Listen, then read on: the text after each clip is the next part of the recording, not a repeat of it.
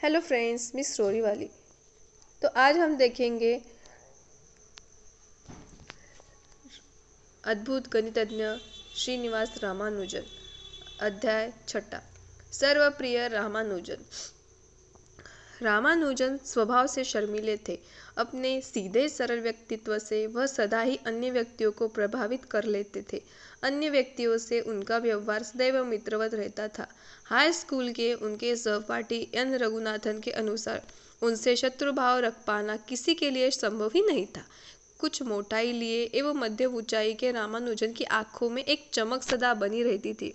उनके व्यक्तित्व में कुछ ऐसा विशेष था कि किसी व्यक्ति को उन पर विश्वास होता ही नहीं था।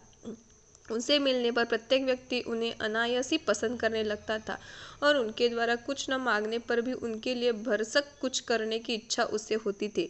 जब वह गणित समझाने में रम जाते और समझने वालों को कुछ समझ में नहीं आता, तब भी उनको बोलते हुए देखना बहुतों को मोहित सा कर देता था।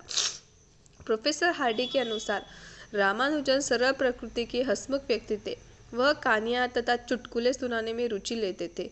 गणित के साथ अपने इंग्लैंड प्रवास के समय वह राजनीतिक विषयों पर भी रुचि से चर्चा करते थे। मद्रास में रामानुजन के संपर्क में आए अनेक व्यक्तियों का कहना था कि उन्होंने हास्य विनोद बहुत प्रिय था। तमिल एवं अंग्रेजी के शब्दों को तोड़ मरोड़ कर खिल्ली उड़ाना उनका प्रिय विषय था। समय समय पर छोटी छोटी बड़ी कहानी सुनाने लगते और कहानियाँ सुनाते सुनाते वह स्वयं खिलखिलाकर हंसते हंसते लोटपोट हो जाते। ऐसी स्थितियों में सिर पर बंधी उनकी चोटी भी बहुत खुल जाती थी।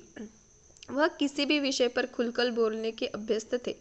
कुछ व्यक्तियों को व्यर्थ ही में गणित के बारे में कुछ कहना शुरू कर देने से उनका झक्कीपन नजर आता था, परंतु सुनने वाले इससे परेशान नहीं होते थे। उनकी अटपटी बातें में सुनने वालों को एक सुख, एक रस मिलता था जो नैसर्गिक आनंद जैसा था। मनोरंजन के लिए कठपुतलियों का प्रदर्शन एवं गली मोहल्ले के नाटक देखना उन्हें प्रिय था। यद्यपि जीवन में उनको पग पग पर निराशा मिली, परंतु उन्होंने किससे अपने संबंध नहीं बिगाड़े। वह निरुत्साह भी नहीं हुए। लंदन जाने के प्रयत्न और उसमें मिली सफलता से इसकी पुष्टि होती है। भाग 6 समाप्त।